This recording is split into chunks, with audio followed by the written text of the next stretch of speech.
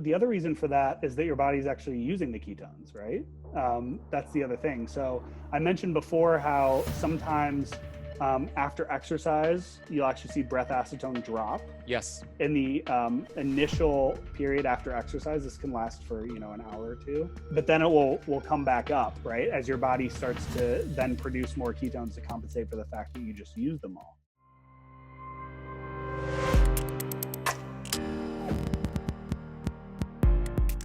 Trey Suntrup, welcome to the Keto Camp podcast.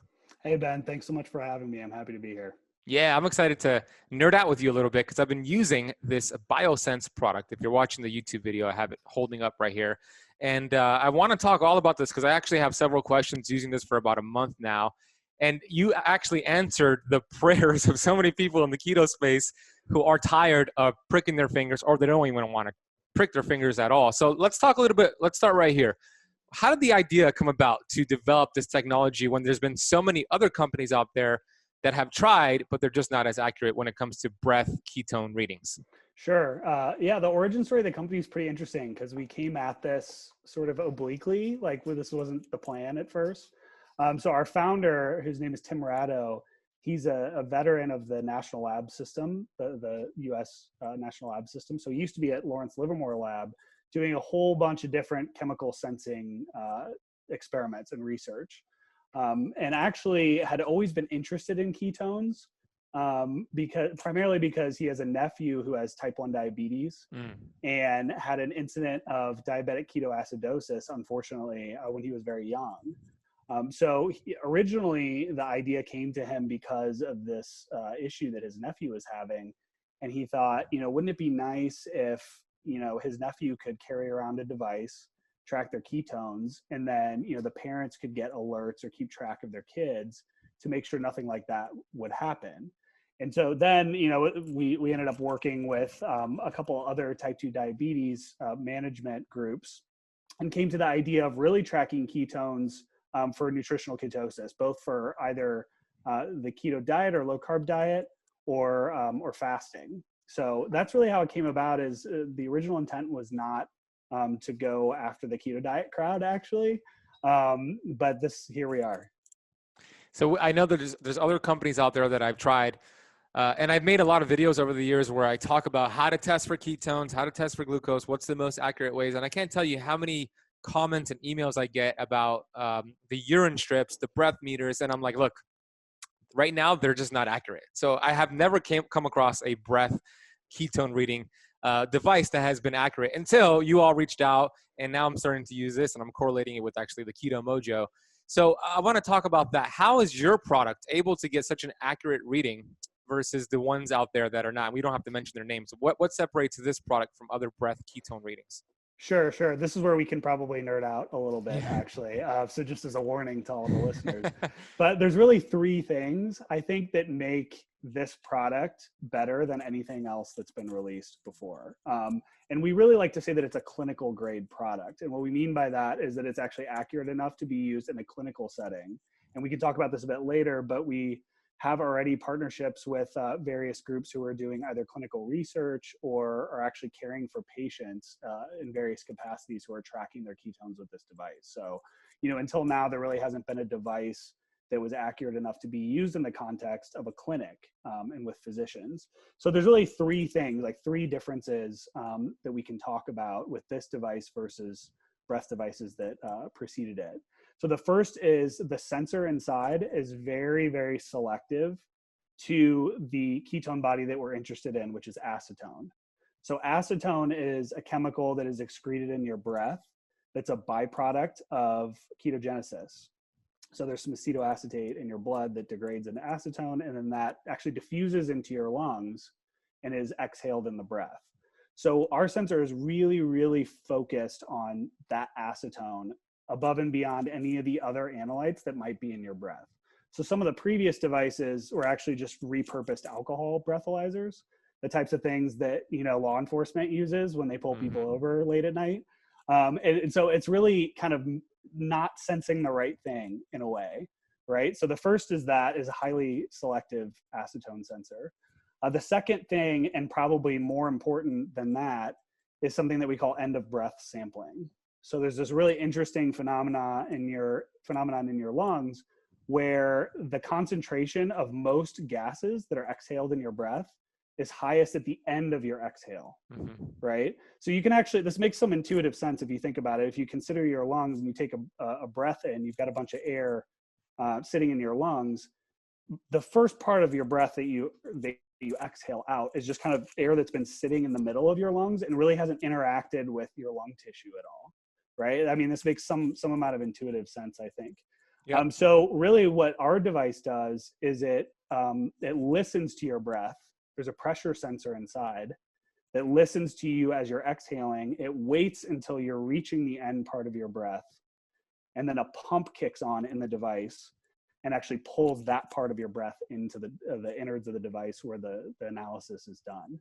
So this end of breath sampling is really the enabling part of the technology.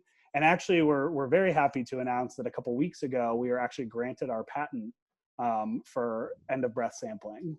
Oh, that's awesome. Congratulations. Yeah, That's we're huge. very, very excited about that. Yeah. So that's something that's been in the works for a couple of years. You know, these things take some time. Yeah. But that's a very big deal, right? Because, you know, almost any breath analysis that you can imagine doing that's relevant to the human body is going to rely on that breath sampling technique. So it's really a patent around the technique itself. So that's the second thing. The third thing is, so we've got highly selective sensor, we've got the end of breath sampling. And then the third thing is that all the analysis is contained inside the sealed flow cell inside of the device. So something that you'll notice if you look at some of the other devices is you can actually see a lot of the time the sensor, right? You can actually lay eyes on it because it's exposed to the outside air. So what you're doing is when the sensor is taking a measurement, it has a mix of your breath and then the outside air as well. And that mixture is really hard to control for. So you get, you know, unpredictable proportions of outside air and your breath on the sensor each time. And that's why you see kind of this wide variability in the measurements that you see with those devices. So that's really the three things that make our device pretty special. So when using it, is there anything that the user needs to do when they're blowing into this? Should we wait halfway through the exhale to start exhaling over here, or is it going to be so smart, like you just explained, that right from the start of blowing, it'll know when you're towards the later end of that exhale, and then it'll start capturing that? So is there anything that needs to be done, like, or do I just automatically just start blowing? Yeah, so that's a really good question. So our device has a screen on it, which I'm sure you've noticed by using it, that really just walks you through the process. So it kind of tells you there's a preparation phase that lasts about a minute, and then you know, you can push a button to start, and then it kind of walks you through the process there. So there's a screen that just tells you to blow, and when that happens, you just take a normal inhale. So there's no reason to do a big. In fact, you probably don't want to do that. And then I think the most important thing from a technique perspective is that you want to blow out kind of with moderate force. So it's best to do demos for this. So it looks like this, like that. Mm-hmm. And so the two most important things are, one, to make sure you're blowing hard enough.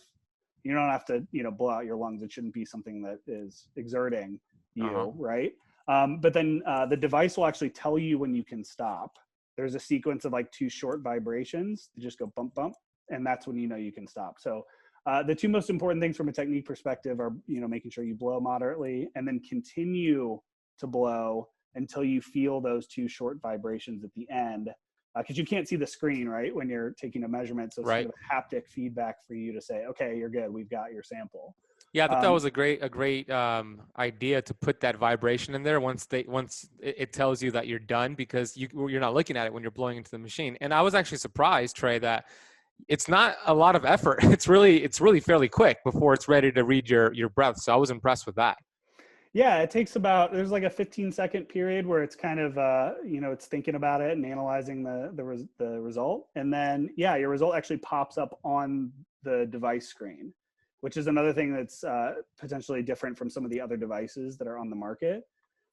So, you know, your data, I don't mean to jump ahead of you here, but your data would sync to a mobile app as well. So there's a companion app for it, but you don't have to have the app out when you're taking a measurement. Right. So it was really important to the founders that you didn't have to have like 2 devices in your hand at the same time. because that kind of just adds a little bit more of a barrier. I know these days people are a little more used to that with connected devices, but in the event that you don't have a signal or you're just somewhere where, you know, you're not able to use your phone, you can take measurements on the device just by itself, get your readings, and then if you want to use the mobile app and send them, you can do that later if that's how you want to use the device. Yeah, and the cool thing about the app is if you have a health coach, they could review your stats and your statistics and also hold you accountable. So I think that's a great idea, but you're right. You don't have to use the app. It shows up right here. It shows up with something called an ACE score. So what is an ACE score? How does the acetone correlate to beta hydroxybutyrate on a keto mojo or a blood finger prick machine? So that is a big question. So Yes. maybe we'll take a pause here, right? Because, you know, people understandably are really interested in this question, right? Because to the extent that people track at all, most people are familiar with those blood units, right? Mm-hmm. So I think when we first launched, I think the first 100 inquiries that we got on our website were like, how does this compare to blood? I bet. Right? Yeah. So yeah, that's what everybody wants to know. So yeah, let's dive into that a little bit. So the units that you mentioned, the ACE units, so those are really designed to be kind of a blood ketone equivalent.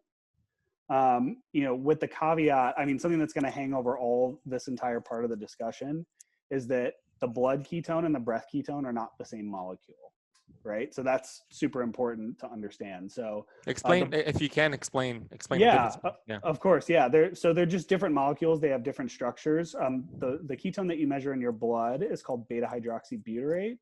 So it's usually abbreviated BHB. So that's one molecule. The one that is exhaled in your breath is acetone. And acetone is actually derivative of the third ketone called acetoacetate. So there's really three main ketones. BHB is what's measured in the blood. Acetone is what's measured in the breath. So what's measured in urine? Acetoacetate. Okay. So that's actually the third. So it's actually kind of nice. There's some symmetry here because each method is sensitive to a different ketone body, which in itself makes it really interesting to compare them, right? Because they're not all serving the same purpose. They're not all, you know, like I said, they're not the same molecule. So we can actually talk a little bit later about how you might study the interactions between these different ketones. Yeah. But for now, so the units on the device, like you said, are in ACEs. They're really designed to be about 10 times the equivalent blood reading. So what that means is that on our device goes from 0 to 40 with increments of 1. So you can get a score like an 8 or a 13. So the way to get a sense of where that lies with a blood meter, you just divide our number by 10. So if you were to get a 10 on our device, that's like getting a 1 on a blood meter. Again, so it goes up to 4.0 on a blood meter. Exactly. Yeah. Again, with the caveats that you know, they're not exactly the same. But the Right. way that we arrived at that, I think is important to at least mention. Yes. Which is that we took a combination of historical data of people studying, you know, comparing side by side blood ketones and breath ketones, and so there's a curve that you can fit through that data. So we took that data along with our own data. And then did some corrections to that and kind of came up with our own formula to do that conversion. And that's really where we get this ACEs unit from. So if you've got them side by side, you expect about a 10x. There are interesting reasons why it might not be exactly 10x, but that'll at least get you in the ballpark. So what would be those interesting reasons why they wouldn't be exactly 10x? Yeah. So we should you know, jump in a little bit to our clinical results too, because that really speaks to that exact question. Yeah. So just to kind of tee that up a little bit, I mentioned we're, you know, the first clinical grade company. We knew our breath ketone device, I should say. We knew coming in that breath ketone meters had kind of a bad name, to be honest. Yeah. You know, as you mentioned, you were like, I've never gotten an accurate reading with one before. We had tried them all out. We knew that. That's why we felt like this was a necessary addition. But we also knew that we were going to have to, you know, really put our money where our mouth is right when we launched. And so what we decided to do is actually a clinical trial last fall before our launch to basically validate the accuracy of our device and then compare it to blood ketones. So that's something that that trial ran last October. And then we are results from that trial are actually in review right now. We've submitted an academic journal article for that. Great. So how many people were in that trial? So there were 20 people. So, I mean, it wasn't massive, but it was, we generated, we generated something like 60% of all of the data ever in existence comparing blood and breath ketones. Whoa. Just in that one study. So, it's really not something that has been, widely studied. There is some literature. I mentioned we pulled those curves from the literature to convert our units to blood. Right. But there really isn't a ton of it, as evidenced by the fact that we generated such a huge proportion of the existing data just in that one study. So we had something like 1,200 data points, blood and breath data points. And there are a bunch of interesting findings there, but to your point about blood and breath, what you see when you start tracking these things side by side is that they have really interesting time dynamics when you start comparing them. And really what you see most often, this is not always the case, but it's the most common case, is that when your blood ketones change, usually your breath ketones change sometime after that. So we had somebody who was an endurance athlete and would do like 100-mile bike rides fasted. And he would just see this like huge spike in his BHB, maybe an hour after his bike ride. And then, an hour after that, he would see a big spike in his breath. Interesting. Yeah, so it was very interesting. So those types of time dynamics make the comparison a little bit complicated because, if you were to look at it an hour after the bike ride, his blood ketones had gone up, but his breath ketones had not gone up yet. So if you were to just look at those 2 points, you'd be like, these things don't correlate at all, right? Was that an exception? No. Oh, okay. No, absolutely not. And in fact, we see this pretty commonly, that particular pattern. There are some cases, I would say it's hard to put a percentage on it, but it's in the minority of cases that it can actually flip the other way, where the breath changes before the blood. The most common place we see that is after exercise. And we could, in the paper, in the discussion part of the paper, we actually get into all the physiological reasons why that might be the case. And you can really get into the weeds in terms of what's happening in the mitochondria and all this stuff. But it's interesting because until now, the tools haven't existed to do studies like this, right? So, people ask us all the time about where those delays are coming from, exactly what's going on with the physiology. And we have some really good ideas for why that's happening. But to our knowledge, this is the first time that this has been demonstrated so clearly because we're able to take such frequent measurements. So something else that I should mention about the study design is we asked the participants to take 5 measurements a day, both with the blood meter and the breath meter. So were the participants already keto adapted, or were they sugar burners going into it? We actually had a mix. Okay. So yeah, a really good question. And there are some interesting issues related to being keto adapted in these ratios that we've seen in some of our users, which we can talk about. But so we actually had a mix of both types. And they did 5 blood, 5 breath. Same time or an hour after? Yeah, same time. Same time. Okay. So the reason why we can kind of resolve these differences and these time lags is because we had so many points per day, right? If we were just taking 1 measurement per day, you probably wouldn't see this. But these poor folks had to sit down and stick 5 times a day. There's some members in the Keto Camp Academy watching right now who do it 5 times, 6 times a day because they don't really mind the finger pricking. But there's some rare folks out there who do it. Absolutely, yeah. Well, it's funny because by the end of it, because we had those 2 measurements happening side by side, people at the end of it were just like, "Can I give you my blood meter back? I just don't want to have anything else, anything else to do with this thing," right? For that reason, because we asked them politely to do them side by side. So they really got a nice comparison. Yeah. So as far as being keto adapted goes, there's some interesting effects there too, with the ratio between, your blood ketones and your breath ketones. And I'm going to kind of enter the realm of speculative here. So, these are just our best guesses at this point. More research has to be done about all this stuff, but this is really our best idea so far, which is that when you're really keto adapted, you actually see your breath ketones become higher than your blood ketones kind of on a consistent basis. And why we think that is because the ketone that your body's actually using for energy is acetoacetate. That's the one that actually enters, the cycle and inside of the cell where you generate ATP. That's the one that you're actually using. We think the reason your body converts that into BHB, which is what you measure in your blood, is really to prevent losing it to this degradation into acetone that then comes out your breath. So the acetoacetate that's circulating in your blood at any time could just degrade into acetone, and then it's lost, and then it comes out your breath.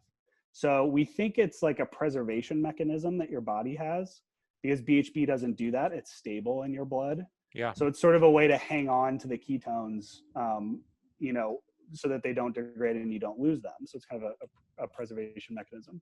So we think that when you're really keto adapted, your body has really figured out the ratios of what energy it needs, right? It knows how much to produce and how much it's going to consume. So it doesn't require that extra store in your blood just in case, right? So it's really well calibrated in terms of the demands of your body and how, the amount of ketones that the body is generating. And so for that reason, you might see the ratios change if you're keto adapted or you've been in ketosis for a long time. And actually, we've seen this happen with a couple of users who are like, hey, my readings are 20x my blood. Like you said it's supposed to be 10x and I'm seeing 20x. And invariably, we always ask them, how long have you been in ketosis? And they're like 3 years. And we're like, oh, okay. We think that that's probably why.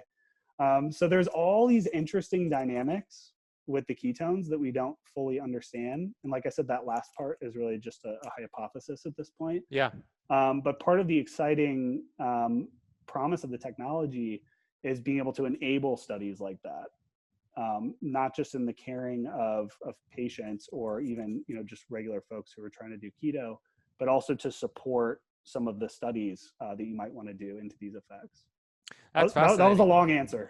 No, it's great. It was fantastic. It's interesting hypothesis, because I have seen those who have been doing keto, primarily keto. I wouldn't say they've been in ketosis for several years, but they've been mostly in ketosis like myself, have less ketone, BHB, in the bloodstream, meaning they don't have high amounts like 3.0, 4.0. The sweet spot I've seen, and the most common I've seen with those who have been doing keto for over a year, is somewhere between 0.8 and like 2.8, right? But those who are kind of months into keto, they have higher BHB in the bloodstream. In general, I see that as well. But I also see, and I want to hear your thoughts on this, those who use the urine strips. The problem I see with that is that those who are brand new to keto, they show high amounts of ketones being produced in their urine. But then once the body gets efficient at using those ketones, it shows low amounts, and they think they're not in ketosis when they are. Their body's just using it efficiently. So how does that correlate to something like the breath meter here? Yeah, so great question. So the most important thing to remember with urinary strips is that they're measuring the ketones that your body's excreting, right? Acetoacetate, right. It's the acetoacetate that essentially your body is getting rid of. So it's filtered, and then it comes out in your urine, right? So this is the way to kind of think of that is like excess ketones. Mm-hmm. So that's the excess ketones that your body is not using. Mm-hmm. So the reason why those dip, exactly as you suggested, after your body becomes keto adapted is, again, it's titrating the energy supply and energy demand, and it's getting it much more closely aligned, like the demand and the supply much more closely aligned, and it doesn't end up dumping as many ketones into your urine. So that's the reason why. Which is a good thing. Yeah, which is great, right? Because that means that your body's actually using it. It's not just throwing it away, right? The ketones that you're producing, you're using. So the acetoacetate, if you could measure acetoacetate in the blood, that would be a great measurement for understanding the usable ketones that are in your body, right? Because again, those are the ones that are directly going to enter, the metabolic cycles in your cells and supply your body with energy. Acetone is really like the next best thing, because you can't measure acetoacetate in the blood because it's not stable. Mm-hmm. So you could actually, I think, make a pretty strong argument for the fact that acetone is a more direct proxy for the ketones that your body's actually using than BHB is. Again, because we think that the body is doing that conversion into BHB for some sort of storage or preservation, right? Yeah, that's So, interesting. yeah, it is. It is. There's all these interesting ways that they relate, and we're really just starting to scratch the surface there. And I didn't ask you, although I'm going to say it in the intro of the video, but what is your exact position at BioSense? So I'm the head of product here. So that encompasses a lot of different things. So I handle the hardware development, the software development with the mobile app, and then anything that's going on in our back end in terms of data or any analytics that we're eventually going to do. I know that you have your own mobile app, and then you're also partnered with Heads Up Health, who I use as well. Is that correct? You're partnered with them? Yes. Yep. That's right. Yeah. So we launched that about a month ago, I guess. It's been about a month since we launched back in April. With Heads Up Health or your own app? With Heads Up Health. So our app has been out since the product launched back in January. And so our app allows you to sync all of your ketone data, store as many data points as you want. We provide different levels of analytics and statistics. So you can look at just your traces throughout each day. If you're taking a couple measurements per day, you can look at your trends over the week. So, which day, maybe, a very common thing we see is that people drop out on the weekends, right? That's, yeah. I think something everybody knows happens. Which is going to lead me to my next question, actually, because alcohol, if you have alcohol and you use this, I imagine it's not going to give you an accurate reading. Right. So yeah, back to the point about the sensor being selective, is it is very highly selective to acetone over alcohol. So it's much more sensitive to the acetone in your breath than it is to alcohol. The issue when you drink is that the concentration of alcohol is so high that even though it's not, very sensitive to it, it can still screw up your readings. So what we typically see, if it wasn't so sensitive, it would probably like peg the device. And if you were a 5, you'd get a 40. But we actually don't see that big of effect usually. We were at a conference earlier in January this year. Metabolic Health Summit, exactly. And there were lots of happy hours there. So there were lots of people coming by, and we had demos there as well. This is obviously pre-COVID, but right. couldn't do something like this now. But and people were walking around with a glass of wine or a beer and then blowing into our device. And what we saw is that it was just increasing their numbers by a couple points. So people and we knew this because they came by the next morning and then tried again. Mm-hmm. And people who were about a 5 would get like an 8 or 9 when they were drinking. So it does affect your numbers for sure. And we recommend that people not blow into it after they drink. Typically, we recommend you wait until the next morning. But yeah, those are the results that we see. And we had a nice real live experiment with that at Metabolic Health Summit, which is pretty fun. That's pretty cool. What about exercise? Because I hear people say all the time, I tested my blood glucose and ketones after exercise, and my glucose went up, ketones went down. Well, the reason is because when you're exercising, your body's going to raise cortisol, and it's going to lower ketone. It's going to raise glucose and lower ketones. Do you see that also reflect on this machine? You do, and you also, the other reason for that is that your body's actually using the ketones, right? That's the other thing. So I mentioned before how sometimes after exercise, you'll actually see breath acetone drop. Yes. In the initial period after exercise, this can last for, an hour or two. But then it will come back up, right? As your body starts to then produce more ketones to compensate for the fact that you just used them all. So actually, our founder did a really fun experiment that's on our website under user stories, where he did a really high intensity exercise when he's fasted, and he gets a little dip and then gets this huge spike, right? So it's very cool to see the effects of either, a dietary choice that you're making or, an exercise routine that you're doing. And we really think that's what the promise is, right? It's the fact that because the measurement's so easy to take, it's easy to do multiple per day. You can do these really cool experiments, like I'm going to test before and after a meal or before and after, an exercise routine. And that quick feedback, right? You can get feedback, a couple hours after you exercise you understand exactly what happened with your body. That's amazing, right? Yeah. Because formerly, I think what people had, the only insight you have at all into your metabolism is a scale, right? A weight scale. And that's confounded by, as you know, a million things, right? Yeah, it's going to drive people nuts to look at that. It's got to drive people nuts. So there's Yeah. really not, like, from a behavioral change perspective, there's not that tight feedback between here's what I'm doing and here's the result that I'm seeing on whatever tracking device that I'm using. So this device really has the potential to make that loop much tighter, so that you can really get a direct correlation between the choices you're making and the numbers you're seeing. Are there any other things we should be aware of? So alcohol will distort the numbers. Right after exercise may distort the numbers. Anything else? So we do recommend not testing right after, like, a breath mint or something like that, like anything with a sugar, like an alcohol in it or a menthol in it, Or sugar alcohol? Yeah. So, and actually, to be honest, those things affect different people differently. So some people, we actually saw the same thing at Metabolic Health Summit, is some people would have, a snack that had a sugar alcohol in it and it would actually kick them out. And then some people that didn't have, so it's very individual. But anything that's like minty flavor, so toothpaste or mouthwash, just things that have that like strong minty flavor, we recommend just an hour after using those. Of course, people are free to experiment with that. Maybe you can get away with less than that. You probably can. But just to make sure that we've got a clean reading, we recommend an hour after those things. Great. So the machine can be found over on your website, which is mybiosense.com. And the retail cost is $299. I do have a coupon code for podcast and YouTube listeners, which is Keto Camp. There's no space in between. It's Keto Camp together, camp with the K. I'll put a link for this product down below on the YouTube video, down below in the show notes with the coupon code. If you're watching on YouTube, it looks like this. It's a great product.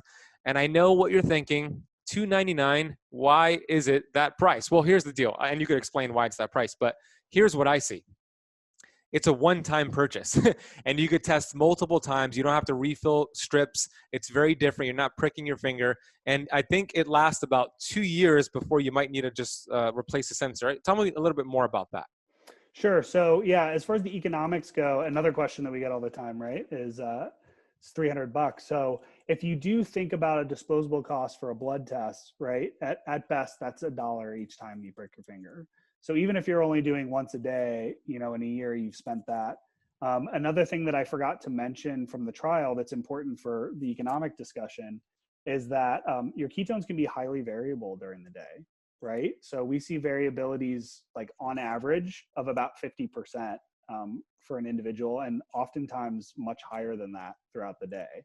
So what that means is that if you do just measure once, there's a really high likelihood that you're missing a lot of the activity in your ketones for the rest of the day. So we really recommend like 3 measurements per day, right?